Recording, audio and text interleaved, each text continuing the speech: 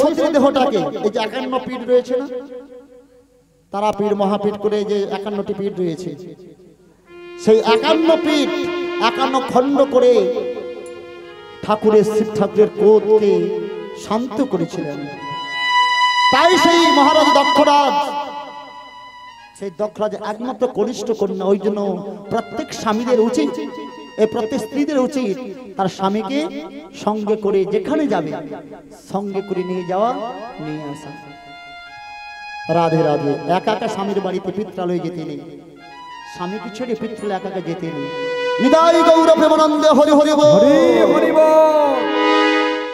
তাই অনেক করে বললেন, মহারানী শুনিতে বললেন, কিন্তু রাজ আদেশ। উনি রথে চড়ে চলছেন, যেতে যেতে জঙ্গলের ভেতর দিয়ে যেতে হবে। সেই জঙ্গলের মধ্যে দেখলেন একটা সুন্দর পুষ্পের বাগান রয়েছে। আর পুষ্প বাগানটি দেখে বললেন, সারথি একটু দাঁড়াবে, আমি এই বাগানটা পরিদর্শন করতে চাই। প্রত্যেকটি মানুষ দেখবেন কোনো পুষ্প বাগানে প্রবেশ করলে সেই পুষ্প দিকে তাকাতে থাকে তার মনটা একবারে পবিত্র হয়ে যায়। তাই এমন করতে করে চলে গেছেন। আর এদিকে সারথি ভাবছে, মা যখন নেমে পড়েছেন, আমিও নামতে নামতে অনেকটা দূরে চলে গেছে, তখন সেই সারথি রথ নিয়ে ফেরত ছিল রাজপ্রাসাদ। যখন ফিরে এসে দেখলেন সারথি আর নেই। সারথি,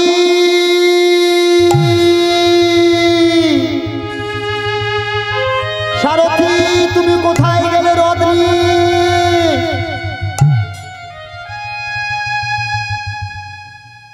চিৎকার করতে করতে আজ সন্ধ্যা নেমে এলো। জঙ্গলের ভেতরে ঘন ঘন অন্ধকার, কোথাও আলো নেই, পথ দেখা যায় না। মহারানী কেঁদে কেঁদে বলছে, এ কি পরীক্ষায় ফেললে প্রভু আমায়? এতক্ষণ বুঝতে পারলাম মহারাজ আমাকে নির্বাসন দিয়েছে।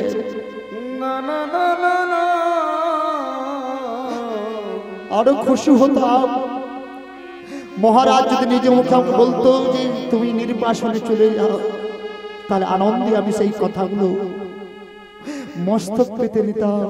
কিন্তু সেই দিন রাত কেটে যায়। কেটে যাওয়ার পরে সেই জঙ্গলের মধ্যে একটি মুনি ঋষির আশ্রম ছিল।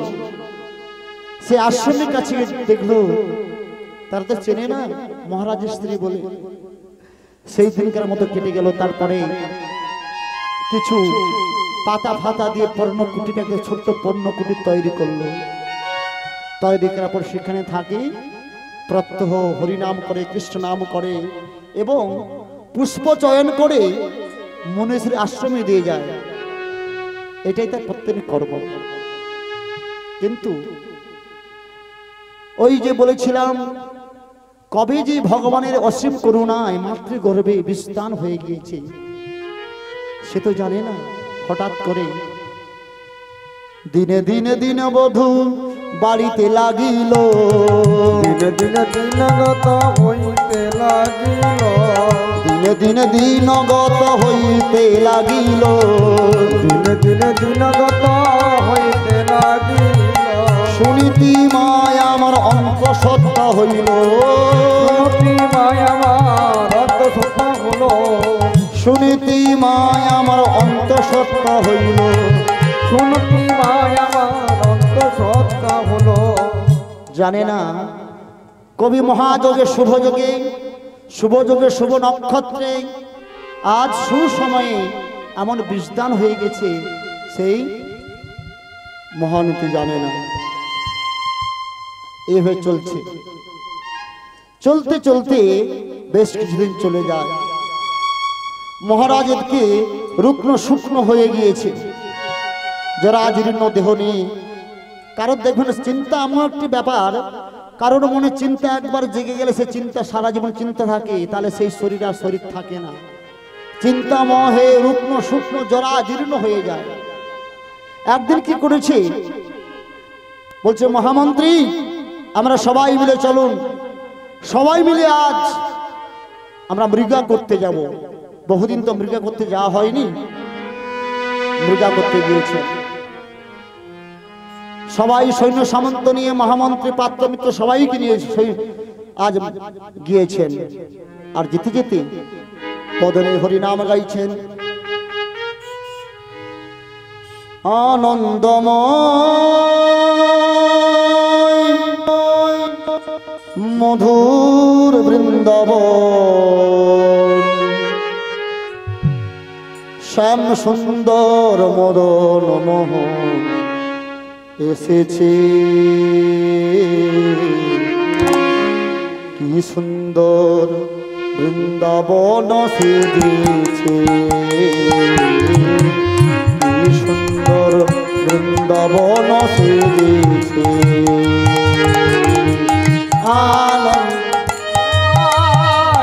মধুর বৃন্দাবন, শ্যাম সুন্দর মদন এসেছে।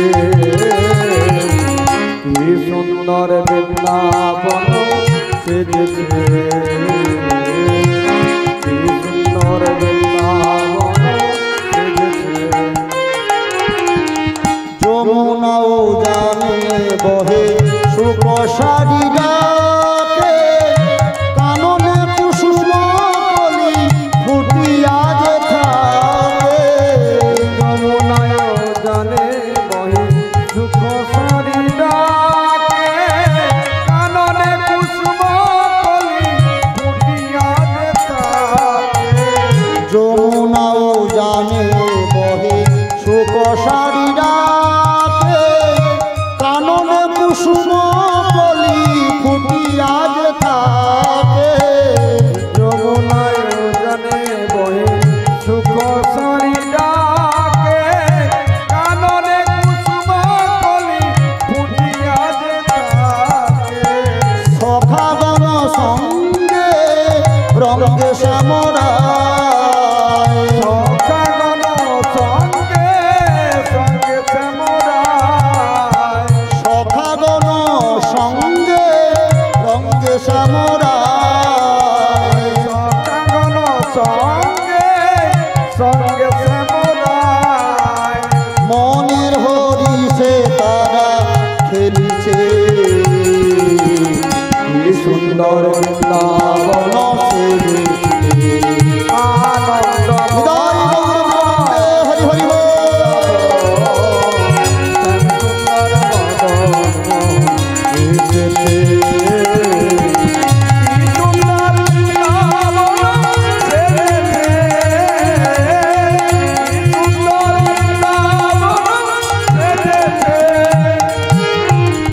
বহুদিন পরে হরি এলেন বৃন্দাবন, আনন্দে ভরিয়া ওঠে জননীর জীবন। বহুদিন পরে হরি এলেন বৃন্দাবন, আনন্দে ভরিয়া ওঠে জননীর জীবন। বহুদিন পরে হরি এলে বৃন্দাবন, আনন্দে ভরিয়া ওঠে জননীর জীবন। বহুদিন পরে হরি এলেন বৃন্দাবন, আনন্দে ভরিয়া ওঠে জননীর জীবন। আজ অন্ধ নয়নমণি যশোদা জীবন,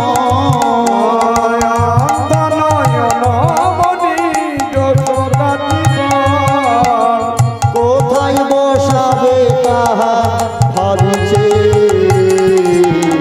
কি সুন্দর বৃন্দাবন সেজেছে,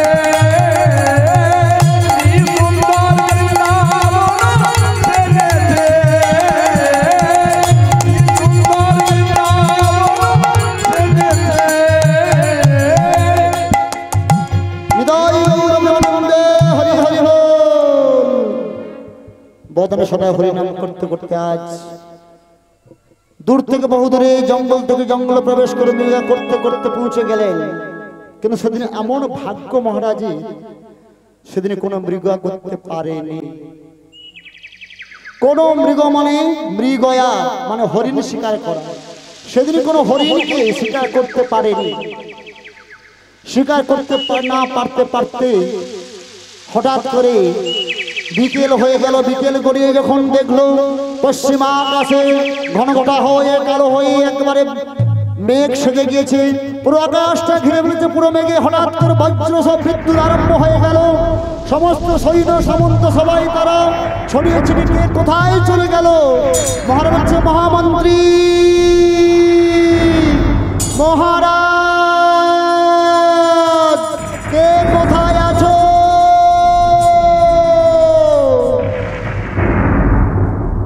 কে কোন দিকে চলে গেল দিশাহারা হয়ে গভীর জঙ্গলে, কেউ জানতে পারল না। আর ওই বিদ্যুতের ঝলকানিতে সেই আলোতে দেখতে পেল একটা ছোট্ট রাস্তা। মহারাজ সেই ছোট্ট রাস্তা ধরে দেখল অনেক দূরে একটি ছোট্ট পর্ণ কুটির রয়েছে, মানে যেখানে আমার সুনীতি মা বাসা করে আছে সেই গভীর জঙ্গলের নির্বাসনে। সেই সুনীতি মায়ের কাছে বলছে, কি আছো গো পর্ণ কুটিরে? আমি মহারাজ উত্থানবাদ মৃগয়া করতে এসেছিলাম, বিপদে পড়ে গেছি। আমার সমস্ত বৃষ্টিতে বজ্রপত্য হয়ে আমার সমস্ত সৈন্য সামন্ত সবাই আমার কাছ থেকে হারিয়ে গেছে, আমাকে আশ্রয় দাও। মা সুনীতি হঠাৎ চমকে উঠলেন। কে কে এমন করে? মনে হচ্ছে না আমার স্বামী, আমার স্বামীর কণ্ঠস্বর, মহারাজ উত্তরপদের কণ্ঠস্বর। একটি ছোট্ট আলো টিম টিম করে জ্বলছে। যখন দেখলেন মহারাজ উত্থান পাত, তার পরিচয় দেয়নি। সুনীতি তার পরিচয় দেয়নি। মহারাজকে সেই পর্ণকুটির ভিতরে প্রবেশ করালেন। প্রবেশ করিয়ে বলছি, মনে মনে ভাবছি আমি মহারাজকে কোথায় বসাবো, আমি কোথায় বসাবো মহারাজকে? বাড়িতে বসার জন্য কত রত্ন সিংহাসন রয়েছে, বিশ্রাম করার জন্য কত পালঙ্ক রয়েছে, আর আমি এখানে।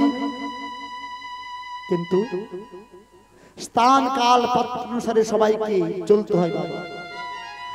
তখনই ওই যে শুকিয়ে যাওয়া পত্র দিয়ে কিছু আসন তৈরি করেছিল শুকনো পত্র দ্বারা, সেই শুকনো পত্রের আসন সেই আসনে পেতে দিলেন। বললেন, আপনি এই দেশের রাজ্যের মহারাজ, আমরা আপনার অন্তর্গামী প্রজা। রাজা মানে আপনি হচ্ছে পিতা স্বরূপ, আপনার সন্তান স্বরূপ। আপনি আসুন আমার এই পত্রাসনে, আপনি আসন গ্রহণ করুন।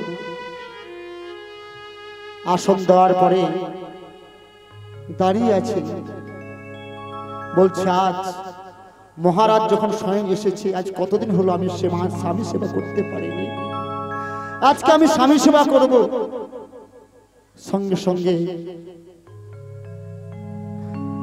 তার যে ছিন্ন বস্ত্রটি দিয়েছিল, সে ছিন্ন বস্ত্রটি ভালো করে পরিধান করে ঘোমটা দিয়ে বলে, মহারাজ প্রত্যেকটি মানুষের কর্তব্য তার বাড়িতে অতিথি স্বরূপ নারায়ণ এলে তাদের পদধৌত করা, আসন দেওয়া, মিষ্ট বাক্য বলা এবং কিছু আহার থাকলে তাকে আহার দেওয়া প্রত্যেকটি মানুষের কর্তব্য। তাই আপনি এসেছেন, আমার বাড়িতে আহার দেওয়ার মতো কিছু নেই। আপনি তো অনেকটা কষ্ট করে পায়ে হেঁটে হেঁটে এসেছেন, আপনার পাটা একটু পদ সেবা করে দিন। তাই কেঁদে কেঁদে আজ পদ সেবা আরম্ভ করলেন। যেই না পদ সেবা আরম্ভ করেছে, সেই পূর্বের ন্যায় যেমন করতেন মহারাজকে এই বাড়িতে বসে বসে শয়ন কক্ষে যেমন পদসেবা করতেন, আজকে পদসেবা করছেন। পদসেবা করতে করতে আজ বলছেন, কে তুমি? কে তুমি নারী, তোমার সম্প্রদায়ের পরিচয় দাও। আর না পরিচয় দিলে আমার রাজ্যে তুমি বসবাস করতো, আমার রাজ্যে তোমাকে দক্ষিণ মশানে গিয়ে তোমাকে তোমার মৃত্যু দণ্ড দেওয়া। কে তোমার পরিচয় দাও সত্যিকারের? ভয়ে পড়ে গেল, ভাবছিলেন আজকে পরিচয় দেব না, কিন্তু মহারাজার আদেশ কখনো ক্ষুণ্ণ করেন না, স্বামীর আদেশ। ধরা পড়ে গেলেন মহারাজ, আজকে ধরা পড়ে গেলেন। আর ধরা পড়ে যাওয়ার সঙ্গে সঙ্গে শুনেছি তুমি এখনো বেঁচে আছো, তুমি এখনো বেঁচে আছো শুনেছি। জানো তোমার কথাকে ব্যাস করে, তোমার কথার উপর ব্যাস করে আমি দ্বিতীয়বার সংসার করে আমি সুখে নেই। আমার অনেক ঐশ্বর্য রয়েছে, অনেক সম্পদ রয়েছে, কিন্তু আমি সুখে নেই আর শান্তি তো নেই। তাছাড়া সুরুচির কথায় তোমাকে যেদিন থেকে আমি নির্বাসন দিয়েছি সেদিন থেকে আমি একেবারে শান্তিতে নেই। সদাই তোমার কথা চিন্তা করতে করতে করতে আজকে আমার শরীরে জরাজীর্ণ হয়েছে। ওগো স্বামী, ওগো স্বামী, আপনি কিছু চিন্তা করবেন না, কাঁদবেন না। দৈবেরও নির্বন্ধ কথা কহনে না যায়, কহনে না যায়। দৈবেরও নির্বন্ধ কথা কহনে না যায়, কহনে না যায়। দৈবেরও নির্বন্ধ কথা কহনে না যায়, কহনে না যায়। দৈবেরও নির্বন্ধ কথা কহনে না যায়, কহনে না যায়। দৈবের এমন নির্বন্ধ কথা। দেখো আজকে স্বামী স্ত্রী মিলন হবে বলে আজকে ভগবান পাঠিয়ে দিলেন স্ত্রীর কাছে মহারাজ উত্থান পাতকে। তাই পদসেবা করতে করতে আজকে দুজনে বাহু বন্ধনে বদ্ধ হলেন। বাহু বন্ধনে বদ্ধ হয়ে আজকে দুজনে আনন্দ যজ্ঞে মাতলেন। আনন্দ যজ্ঞ করার পরেই প্রভাত হওয়ার পূর্বে মহারাজ সুনীতিকে ছেড়ে দিয়ে চলে গেলেন নিজ রাজপ্রাসাদে। কিন্তু সুনীতি বুঝতে পারলেন না স্বামী কখন চলে গেল। এই পোড়া নয়নে কাল নিদ্রে এমন চেপে গেল, সে কখনো বুঝতে পারল না স্বামী কখন চলে গেলেন। তাই প্রভাতে ঘুম ভাঙার পরে কাঁদছেন। যেমন করে নবদ্বীপে বিষ্ণুপ্রিয়াকে নিয়েছিলেন গরুর যাওয়ার পরে, আর তেমন করে কাঁদছি। আর কেঁদে কেঁদে বলছো, গো স্বামী কখন চলে গেলে আমায় একবারের জন্য বললে না? ঠিক আছে। এমন করতে করতে যেমন কোনো প্রতিদিন করে ভিক্ষা করতে চলে যায়, আশ্রমে কর্ম করে করতে করতে এই যে অন্তঃসত্ত্বা অবস্থায় ছিল, দিনে দিনে গর্ভ বেড়ে চলেছে। 1 মাস 2 মাস 3 মাস 4 মাস। কিন্তু আমাদের প্রথমত মায়েদেরকে পঞ্চম মাসে 7 সেবা করা হয়, তাই না মা? কিন্তু এখানে কে সেবা দেবে? সুনিত্য জঙ্গলে কেউ নেই, একমাত্র আশ্রমে মহামণি ঋষিগণ ছাড়া আর তার আপন বলতে কেউ নেই। একমাত্র আপন যে দয়াল গোবিন্দ ভগবান বিষ্ণু। তাই প্রত্যেক ভগবানকে জানায় যে কেমন করে আমার এই গর্ভের সন্তানকে কেমন করে আমি জন্ম দেব, কেমন করে জঙ্গলে মানুষ করব। এই করতে করতে ঠিক 9 মাস 10 দিনে ঈশ্বরের ইচ্ছায় আজ এক সুন্দর উজ্জ্বল গৌরবর্ণ একজন শিশু সন্তান প্রসব করলেন। হৃদয় গৌর প্রেমানন্দে হরি হরি বল। এবং মহামণি ঋষিরা তারা সময় দিন কাল দেখে তার নামকরণ করলেন ধ্রুব। তাই মহাজন বললেন, শ্রী কৃষ্ণ কমল কলি ফুটিল রে, শ্রী রঞ্জনে কৃষ্ণ কমল তলি ফুটিল রে শ্রী রাধা মানস রঞ্জনে কৃষ্ণ কলম কলি ফুটিল রে শ্রী রাধা মানস রঞ্জনে কৃষ্ণ কমল কলি ফুটিল রে শ্রী রাধা মানস রঞ্জনে মম মধুপ মম চঞ্চল রে মধুপ মম চঞ্চল রে মম মধুপ মম চঞ্চল রে মম মধুপ মম চঞ্চল রে রাধা রাধা বলো গুঞ্জরণে শ্রী রাধা নিতাই গৌর প্রেমানন্দ হরি হরি বল। কৃষ্ণ কমল কলি ফুটিল রে শ্রী রাধা মানস রঞ্জনী আজ শুনিতে মায়ের কত আনন্দ, শুনিতে মায়ের মনে কত আনন্দ। তার সন্তান হয়েছে, সুসন্তান পুত্র সন্তান হয়েছে, দেখতে খুব সুন্দর, উজ্জ্বল গৌর বর্ণ একেবারে এত সুন্দর দেখতে। তাই সেই মুনি ঋষি আশ্রম তারা সমস্ত সময় দিনক্ষণ দিকে তারা নাম দিলেন ধ্রুব। তাহলে সেই ধ্রুব কি করে বাবা? সেই ধ্রুব কিন্তু প্রত্যহ পড়াশোনা কে করাবে? তার পিতাদের সঙ্গে নেই। মা ভিক্ষা করে দিনাতিপাত জীবন যাপন করে কোথায় কে পড়াবে? সে ধ্রুব লেগে গেল এই আশ্রমে।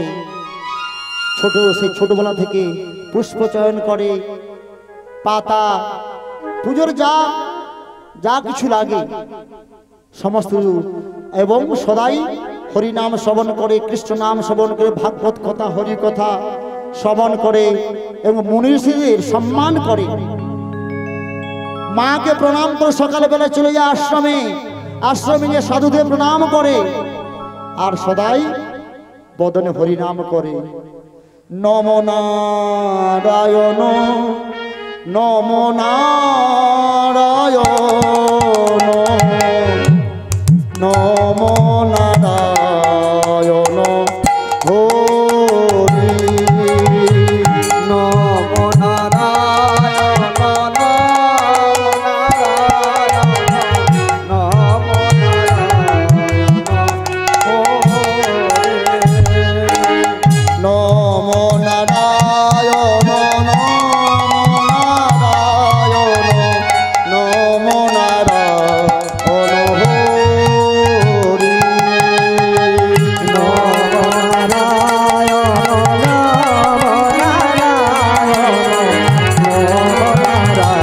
নারায়ণ নম নারায়ণ ব্রহ্ম সনাতন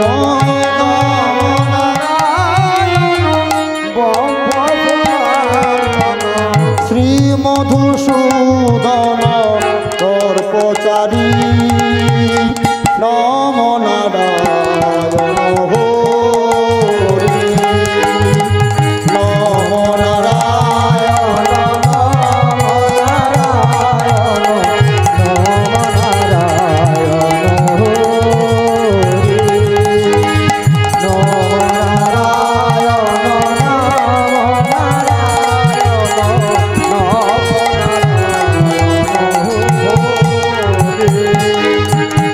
নিতাই গৌর প্রেমানন্দে হরি হরি বল। কি গো মা, আজ সময়ের গুণে গুণান্বিত হয়ে আজ সেই ছোট্ট ভক্ত ধ্রুব আজ হরিনাম করছে, কৃষ্ণ নাম করছে। কেন বলুন তো? আমাদের বাড়ির সন্তান তো কৃষ্ণ নাম বলে না, হরিনাম বলে না। কেন বলে না? কেন বলেছিলেন জানো তো? মায়ের গুণে আজকে সন্তান। শাস্ত্রে আছে, কথা আছে, বলে যার মাটি ভালো তার ফসল অনেকটাই ভালো, আর যার মাটি ভালো নয় তার ফসল কখনো ভালো হয় না। ফসল হয়, ফসল হয়, কিন্তু ফসল কখনো ভালো হয় না। মাটি মানে ওই মাটি নয় মা, এখানে ক্ষেত্রকে বলা হয়েছে, অর্থাৎ মাকে বলা হয়েছে।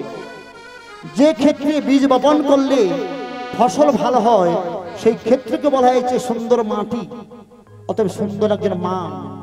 একজন সুন্দর মা যদি তার বীজদান পূর্বে থেকে ভগবানের মনন চিন্তন করে শুভ নক্ষত্র দেখে সময় দেখিয়ে দিয়ে বাবা যদি মাতৃগর্ভে বীজদান করে তাহলে শুভ সন্তান হবে, ইহাতে কোনো সন্দেহ নেই। কিন্তু আরো একটি কথা রয়েছে, বর্তমানে সেটা তো নেই, আছে কি বাবা? বিয়ে করার পরে কখনো পূর্ব দিনে আপনার যে বয়স্ক বাবারা এখানে বসে আছেন, বয়স্ক মায়েরা, আপনাদের সময় ছিল, আপনাদের নাতি নাতনিদের বিয়ে হয়ে গেলে সেই নতুন নাত বউ এসে তিন দিন কিন্তু সেই স্বামী স্ত্রী নব দম্পতিকে এক জায়গায় শয়ন কক্ষে বিশ্রাম করতে দেওয়া যেত না। হ্যাঁ হ্যাঁ, পূর্বের কথা বলছি। কেন না, ওই 3 দিন ধরে নাতি থাকতো দাদুর কাছে আর নাত বউ থাকতো ঠাকুমার কাছে। এই 3 দিন ধরে তারা কিন্তু একটি পাঠ পড়াতো। কেন বলুন তো? বাবা মা জন্ম দিয়েছে, জন্ম দেওয়ার মানুষ করেছে, বিবাহ করে দিয়েছে, বাবা মার কর্তব্য শেষ হয়ে গেছে একেবারে। এবার যে তাদের নতুন জীবনটা, নতুন অধ্যায় একটা শুরু হবে, নবদম্পতি তারা নতুন অধ্যায়, সেই নতুন অধ্যায় কিভাবে শুরু করবে তার কথাগুলো ওই বয়স্ক দাদা ঠাকুর এবং মাতা ঠাকুরানী তারা কিন্তু পই পই করে তাদেরকে বুঝিয়ে দেবো, বাবা তোরা এইভাবে জীবনযাত্রা শুরু করবে, তাই না? কিন্তু সেটা ছেড়ে দিলাম। বর্তমান দিনে যে বিয়ে হচ্ছে, আমাদের কখন যে মাতৃগর্ভে কখন যে বীজদান হয়েছে আমরা কিন্তু বুঝতে পারছি না। কখনো বুঝতে পারলাম বাড়ির লোক, কখনো বুঝতে পারলো না। যখন তার কিছু লক্ষণ বৌমার মধ্যে পাওয়া গেল, বৌমার মাধ্যমে সেই লক্ষণ পাওয়া যেতেই তখন বাড়ির লোকরা বুঝলো বৌমা আমাদের অন্তঃসত্ত্বা হয়েছে। সেদিন থেকে করাও, সেদিন থেকে কিন্তু ওই বীজকে কিন্তু, রোপণ বীজকে কিন্তু রক্ষা করা যায় বাবা। যদিও অশুভ সময়ে, অশুভ নক্ষত্রে যদি বীজদান হয়েও যায়, সেই মা কিন্তু পারে ওই বীজকে, ওই রোপণ গাছকে কিন্তু সুন্দর করে বেড়া বাতা দিয়ে আগলে করে সুন্দর করে ঔষধ দিয়ে সার দিয়ে ওই বীজকে সুন্দর করে রাখার জন্য মা কিন্তু পারে। অনেকেই হয়তো দেখবেন, অনেকেই জন্ম হওয়া মাত্রই তো কেউ বড় হতে পারে না, জন্মের পরে কর্মই তার বড় হয়, কর্মগুণে মানুষের বড় হয়।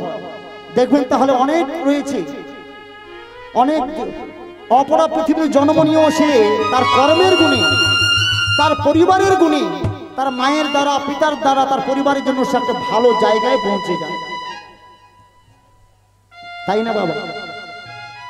কারণ আজ থেকে 20-30 বছর পিছিয়ে গেলে একটা গ্রামের মধ্যে একটা ছেলে যদি মাধ্যমিকে স্টার পেয়ে যেত, বিশেষ করে গরিব বাড়ির ছেলে, তখন পাড়া সময় অঞ্চল থেকে, ব্লক থেকে তাকে দেখতে আসতো, তারা বাড়িতে কেমন বাড়ির ছেলে তাকে দেখতে আসতো, যে একটা গরিব বাড়ির ছেলে, তার পিতা মাতা ভিক্ষা করলে সংসার চলে, খাটলে সংসার চলে, সেই বাড়ির ছেলে একটি স্টার পেয়েছে, মাধ্যমিকে স্টার পেয়েছে, মেধা তালিকায় তার নাম উঠেছে, দেখতে আসতো। তেমন করে গরিব বাড়ি ছেলে, পড়াশোনার ক্ষমতা নেই, কিন্তু তারা সেই বাবা মা কি করতো, সবসময় তার ছেলেকে রক্ষণাবেক্ষণ করতো, তালিম করতো, বাবা এটা করবি ওটা করবি। তারা পড়াতেও পারতো না, কিন্তু তারা সময় দিয়ে যেতে, বইটা খুলে বস, বইটা খুলে বসে থাক, অল্প চর্চা করিস না। কিন্তু আজকালকার মায়েরা বাবারা ছেলে মেয়ের পিছনে কেউ সময় দেয় না। কি করলো, সকাল থেকে টিউশন চলে গেলো, বিকালে টিউশন চলে গেলো, দুপুরে টিউশন, রাত্রে টিউশন, সব টিউশন মাস্টার দিয়ে সমস্ত সময়কে কিন্তু আর বাবা মারা কি করছে না, তারা ভোগ বিলাসে মত্ত হয়ে আনন্দ ফুর্তি করার জন্য তারা অফিস আদালত থেকে ছুটে এসে তারা চলে যাচ্ছে নাইট ক্লাবে, যাত্রা, সিনেমা, থিয়েটার, কিন্তু নিজের পুত্র কন্যা যে কোথায় যাচ্ছে সেটাও খোঁজ নেয় না। জানে আমার তো মাস্টারমশাইয়ের পিছনে দেওয়া আছে, কিন্তু কতটা ধরতে পেরেছে সেই ছাত্র অর্থাৎ পুত্র কন্যা, সেটা প্রত্যেক পিতা মাতার কিন্তু খোঁজ নেওয়া একান্ত কর্তব্য। হ্যাঁ হ্যাঁ হ্যাঁ, ঠিক কথা বলেছেন বাবা। প্রত্যেকটা বস্তুর কিন্তু একদিক খারাপ আছে, একদিকে ভালো আছে। তবে আমরা শ্রেষ্ঠ মানুষ হয়ে কিন্তু আমরা ভালো দিকটা না গ্রহণ করে আমরা সবসময় খারাপ দিকটা গ্রহণ করি। এটাই আমাদের সবচেয়ে বদ রোগ। মানুষের কাছে আমরা সবাই শ্রেষ্ঠ মানুষ বলে জাহির করছি, এবং ভগবানও বলেছেন মানুষ শ্রেষ্ঠ জীব বলে। পৃথিবীতে যাহা সৃষ্টি করেছি সমস্ত জীবকে যা দিয়েছি তোমাদেরকে একটা জিনিস দিয়েছি তোমাদেরকে, ওই জন্য শ্রেষ্ঠ জীব। কি বললেন? উৎকল শ্রীমদ ভাগবতে বললেন, মনুষ্য দেহ দিব্য জ্ঞান তাহা দেখে সন্তুষ্ট ভগবান। যেটা অন্য কোনো পশুকে দিইনি, গাছপালাকে দিইনি, বনের জঙ্গলের পাখিদের দিইনি, মানুষকে দিয়েছি দিব্য জ্ঞান। যে দিব্য জ্ঞানের দ্বারা যারা সমস্ত বিচার করে, বিবেক দিয়ে, বুদ্ধি দিয়ে, বৈরাগ্য দিয়ে তারা বিচার করে পথ চলতে পারবে। কিন্তু দিয়ে কি লাভ হলো? কোনো লাভ হলো না। সেই মানুষ রসাতলে চলে যাচ্ছে। নিতাই গৌর প্রেমানন্দ হরি হরি বল, হরি হরি বল। এদিকে রাজপ্রাসাদে ফিরে কি হচ্ছে না, এখানেও সুরুচি মা সে অন্তঃসত্ত্বা ছিল, তার গর্ভে একটি সন্তান হয়েছে যার নাম উত্তম। এদিকে উত্তম বড় হচ্ছে, ওদিকে ধ্রুব বড় হচ্ছে বাবা। তাহলে দিনে দিনে সবাই বড় হচ্ছে, যেন 5 বৎসর হয়ে গেল। এদিকে মনীষী বালকদের, পাড়াদের বালকদের সঙ্গে সবাই খেলাধুলা করে। একদিন এমনটা খেলা আরম্ভ করেছে তারা যে সকলের ওই খেলার নাম অংশগ্রহণ করতে হলে সকলের বাবা মায়ের নাম বলতে হবে। আজকে কথা পরীক্ষায় পড়েছে। তো সেই ধ্রুব কি করেছে? ধ্রুব তো ধ্রুবপালা পড়েছে, সবাই এই জিজ্ঞাসা করছে, এই ধ্রুব বল তোর পিতার নাম কি, তোর মাতার নাম কি? ধ্রুব বলছে, আমার মাতার নাম হচ্ছে সুনীতি দেবী, তো এই পিতার নাম তো জানি না, আর আমি জন্ম থেকে পিতাকে কখনো দর্শন করিনি, আমার এই চোখে দেখিনি পিতাকে, আর মা কখনো আমাকে পিতার নাম আমাকে বলেনি। ঠিক আছে, তোমরা দাঁড়াও, আমি ছুটে যাব আর আসবো। বাড়িতে ছেলে ছুটে গেলেন। ছুটে গিয়ে মা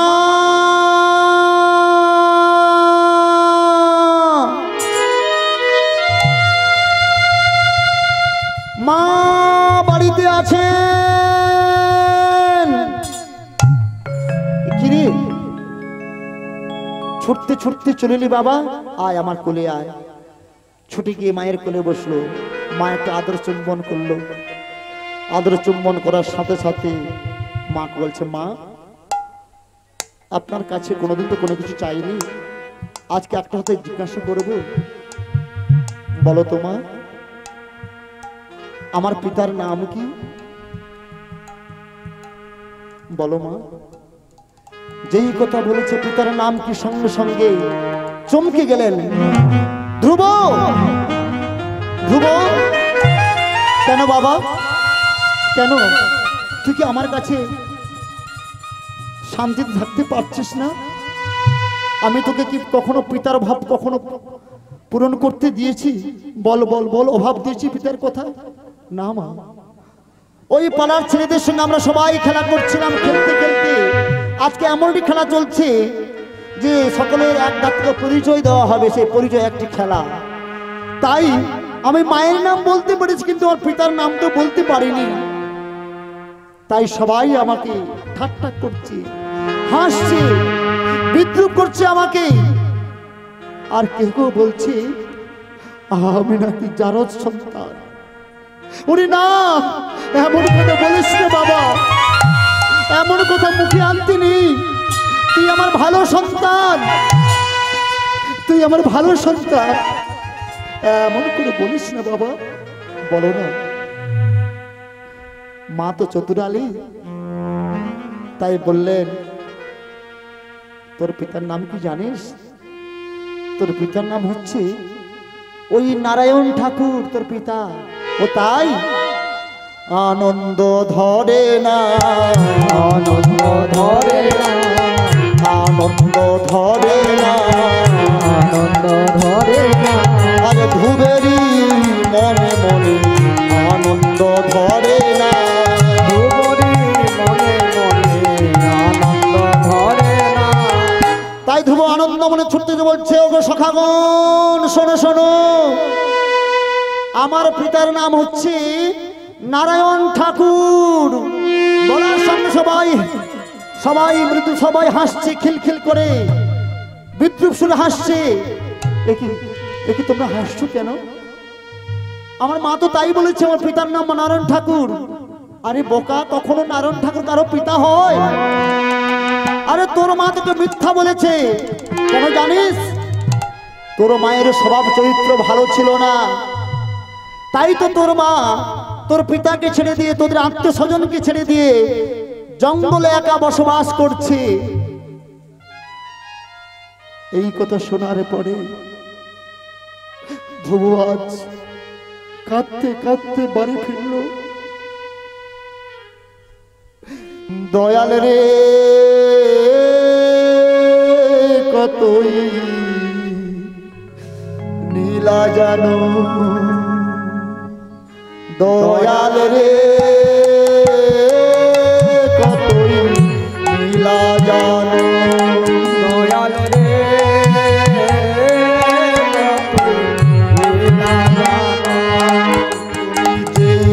জলেতে জীবের তৃষ্ণ মেটাও দয়াল, সেই জলেতে কেন মরণ হানো, দয়াল রে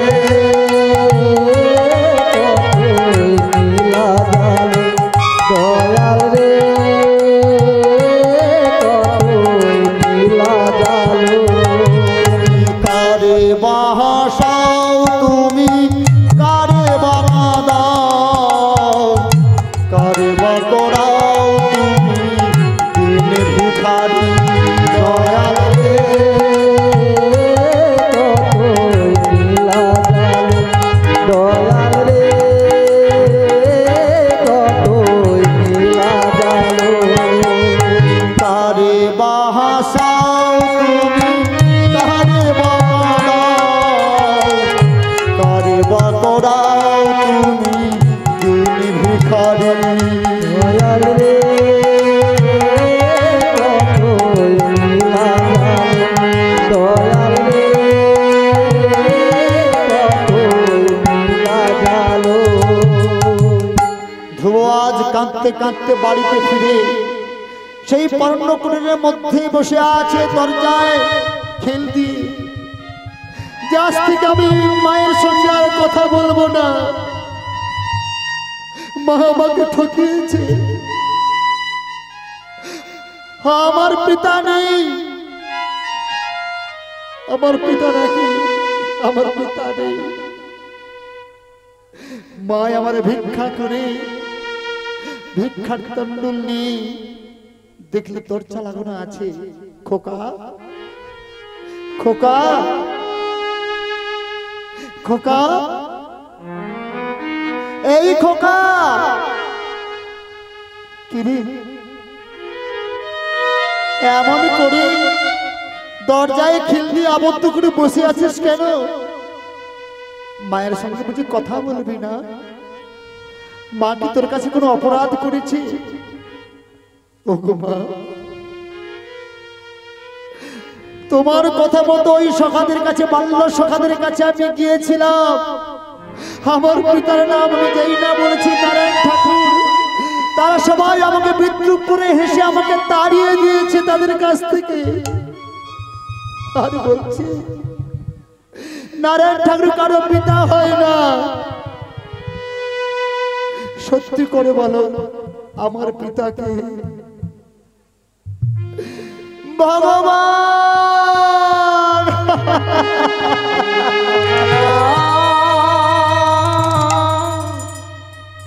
বলে দাও, বলে দাও। আর কত দুঃখ দিবি আমায়?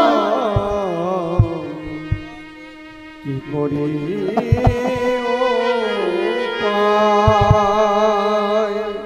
যে রাজরানী হয়ে আমি সিংহাসনে থাকার কথা ছিল, সেই রাজরানী না হয়ে আজকে জঙ্গলের নির্বাসনে একটি ছিন্ন বস্ত্র পরিধান করে যে রানীর কাছে কত দাস দাসী হাজার হাজার লক্ষ লক্ষ যার কথায় উঠত বসত, সে আজ ভিক্ষে স্কন্ধে রয়ে ভিক্ষে করি আজ জীবন কাটাচ্ছে। দয়াময়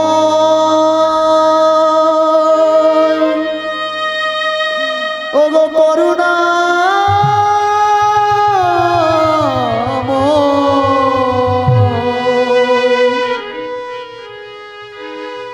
এই অভাগিনী নারী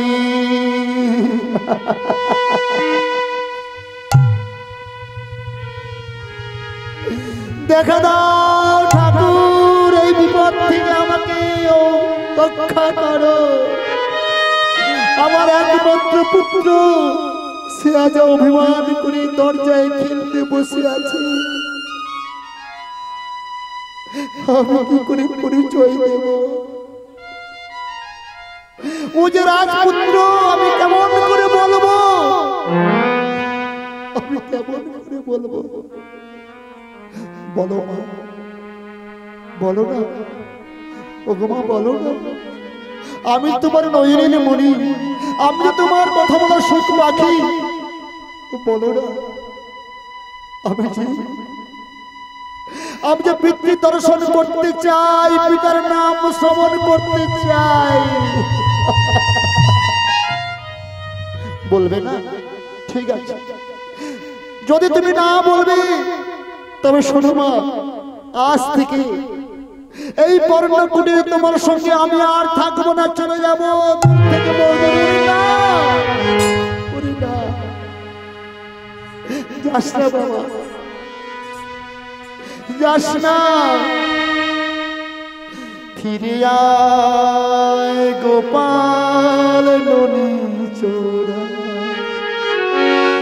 লোকালি কোথায়, লোকালি কোথায় ওরে আমার নয়নমণি। ফিরে আয়,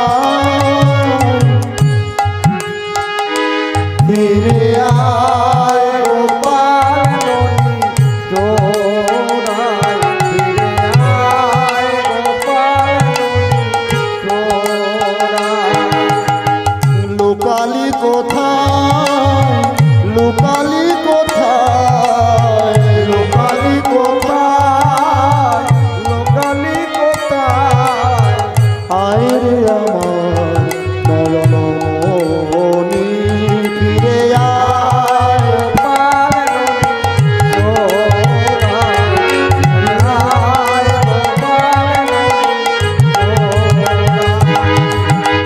ওরে, ফিরে আয় খোকা গোপাল। এই মাকে একা ফেলে চলে যাস না বাবা। বলো মা, বলো না, বলো না। ওরে, ওরে, তুই কোনো ভিখারির পুত্র নয়, তুই এই অভাগী মায়ের পুত্র। এই অভাগী মা যে সে নয় কে জানিস? এই রাজ্যের মহারাজ উত্থানপাদ, সেই উত্থানপাদের স্ত্রী আমি সুনীতি, সেই উত্থানপাদের পুত্র তুই। মা, এ কি কথা বলছেন? এই কথা বলছো আমি মহারাজের ছেলে, তাহলে মহারাজের ছেলে যদি আমি হই তাহলে জঙ্গল কেন? এই জঙ্গলে কেন আমি ভিখারির মতো তাহলে বড় হচ্ছি? চলো এখনই রাজ্য ফিরে চলো। আমি যেতে পারবো না। কেন মা যেতে পারবে না কেন? কেন জানিস? ওরে খোকা, সে দুঃখের কথা কি বলবো। তোমার পিতা আমার সঙ্গে যখন বিবাহ করে আমাদের কোলে কোনো সন্তান সন্ততি আসে না বহুদিন, আমার কথা মতো তোমার পিতা আবার তোমার দ্বিতীয় মা সুরুচিকে বিয়ে করেছে।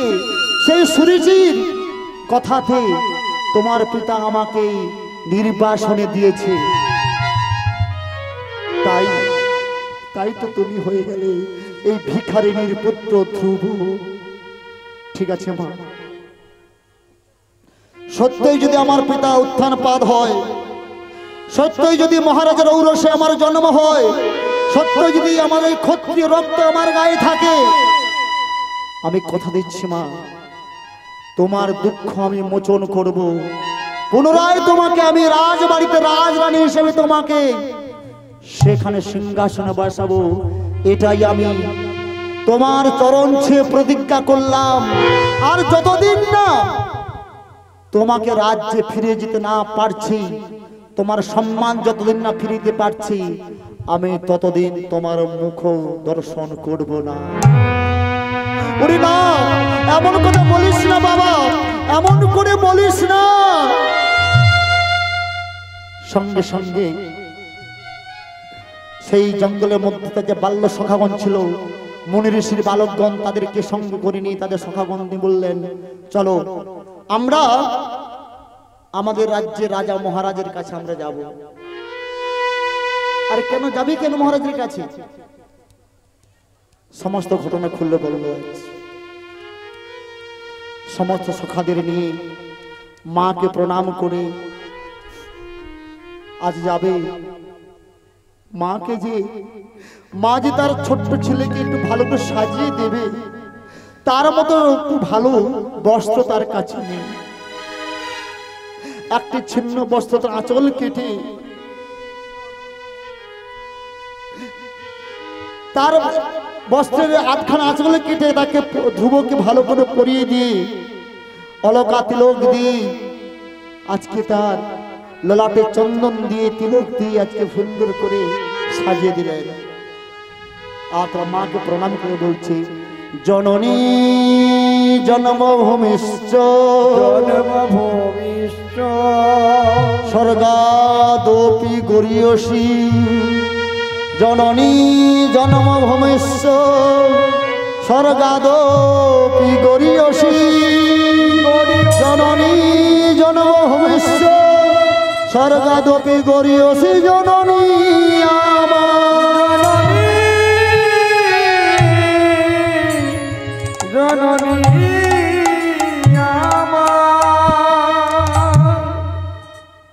মাকে প্রণাম করে বললেন, মা।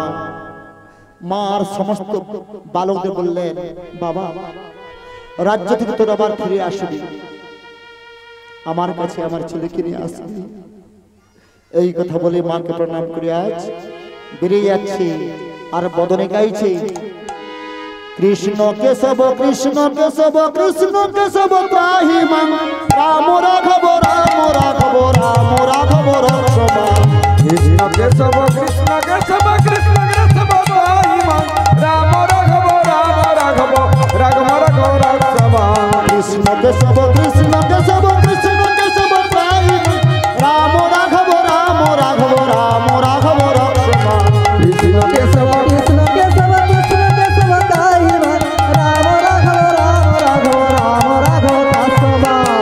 নারায়ণ পর বেদান নারায়ণ পর খরা নারায়ণ পর মুক্তি নারায়ণ পর গতি। নারায়ণ পর বেদা নারায়ণ পর খরা নারায়ণ পর মুক্তি নারায়ণ পর গতি। রাম নারায়ণ তো মুকুন্দ মধুসূদন কৃষ্ণ কেশব কংসারে হরে বৈকুণ্ঠ বামন। রাম নারায়ণ মুকুন্দ মধুসূদন কৃষ্ণ কেশব কংসারে হরে বৈষ্ণব বামন।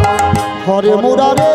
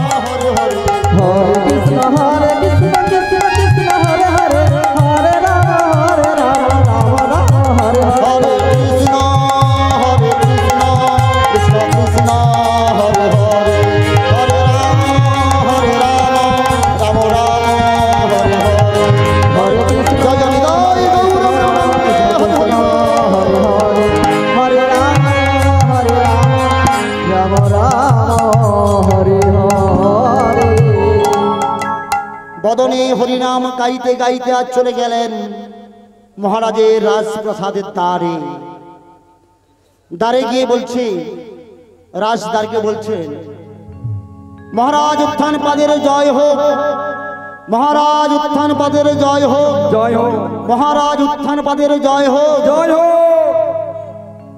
ওগো রাজদ্বারী, আমরা আপনাদের রাজ্যে বসবাস করি জঙ্গলের ভেতরে।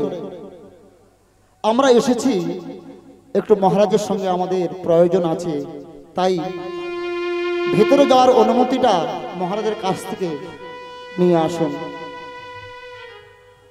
তাই রাজদ্বারী আজ প্রহরী গিয়ে বললেন, মহারাজ, আপনার রাজ্যের এই জঙ্গলে থাকা কিছু মুনি বালক এবং কিছু ছোট্ট ছোট ছেলেরা এসেছে আপনার সঙ্গে একটু দেখা করবে বলে, ভেতরে কি পাঠাবো? মহারাজ কিন্তু ধার্মিক, বলে হ্যাঁ পাঠিয়ে দাও। পাঠিয়ে দিলেন। মহারাজ সিংহাসন আলো করে বসে আছেন, তার বাম ভাগে বসে আছে সুরুচি, সুরুচির কোলে বসে আছে উত্তম, ধ্রুবের ভাই। সুরুচির গর্ভজাত সন্তান উত্তম বসে আছে।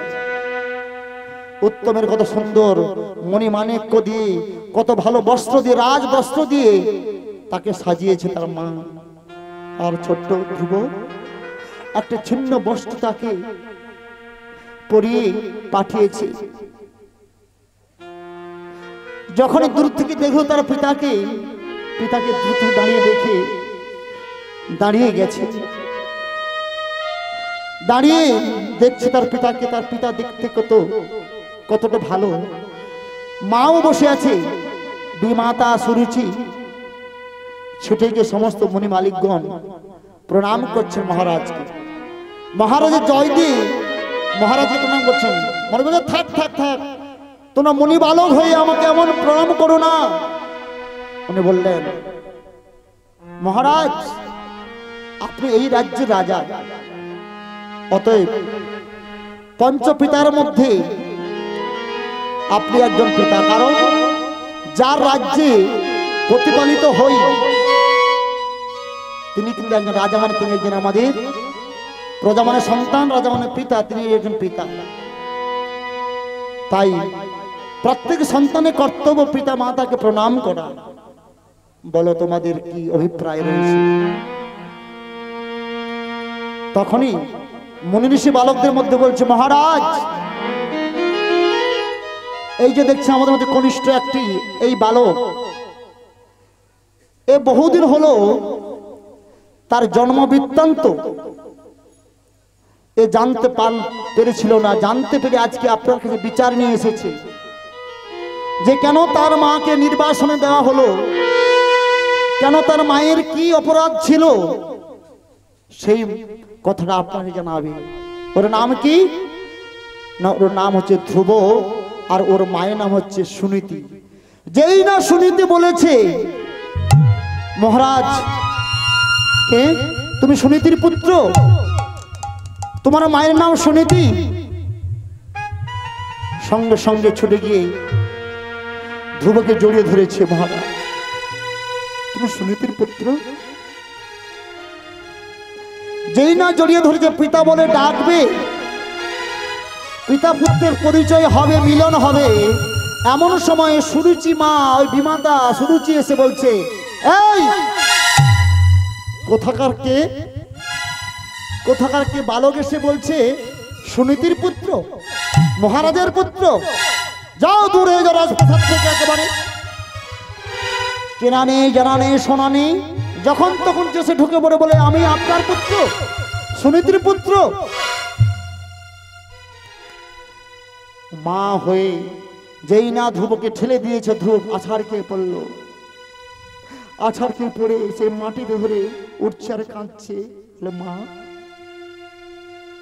আপনি তো কারো মা, যদি আপনার সন্তানকে কেউ ভাবে ঠেলে দিত আপনি সহ্য করতে পারতেন? বলো না মা। এই বারবার আমাকে মা বলে আমাকে আমার হৃদয়ে আঘাত করবি না, আমাকে মা বলে ডাকতে পারবি না। ওগো মা, মা তো মাই হয়। আচ্ছা, অচেনা নারীকে দেখলেই যে বাবা মা বলে সম্বোধন করতে পারে না, সে মানুষ নামের কলঙ্ক। তাই অচেনা নারী মানে মা। ওগো মা, বলো। শুনেছি, সব বুঝতে পেরেছি। বুঝতে পেরে তিনি একটি প্রস্তাব দিলেন, ঠিক আছে, তোমাকে তোমাদের মহারাজ, তোমার পিতা উত্থানপাত পুত্রের উপরে গ্রহণ করতে পারে, একটি শর্ত রয়েছে। এবং তোমার মাকে নির্বাসন থেকে তুলে নিয়ে রাজ্যে রাজধানী হিসেবে প্রতিষ্ঠা করতে পারে, আমার একটি শর্ত রয়েছে। না, কি শর্ত? না, যদি তুমি ওই পদ্ম পলাশ লোচন হরিকে তুমি আমাকে দেখাতে পারো, দর্শন করতে পারো। তখন বলছেন, মা, লক্ষ লক্ষ হাজার হাজার শত শত বছর ধরে যে মুনি ঋষি তারা জপ করছে, তারা ধ্যানে পায় না, যোগে পায় না। আমি কেমন করে সামান্য মানুষ হয়ে সেই পদ্ম পলাশ লোচন হরিকে আমি পাবো? আপনি বলে দিন। আমি জানি না। বুঝতে পেরেছি, এই জন্মে বোধহয় আমার মাকে আর এই রাজ্যে স্থাপন করা হবে না। আজকে বিমাতা শুনেছি আমাকে যে শর্ত দিয়েছে, বোধহয় আমি পারবো না আমার মাকে। আমার মায়ের দুঃখ ঘোচাতে হয়তো আমি পারবো না। মা, ঠিক আছে। ওগো পিতা,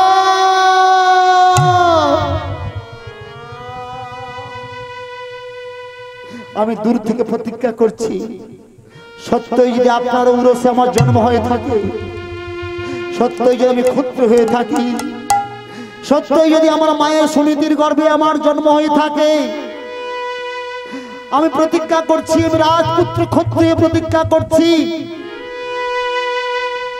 জীবন চলেও যেতে পারে, রাধে রাধে, কিন্তু রাধে রাধে।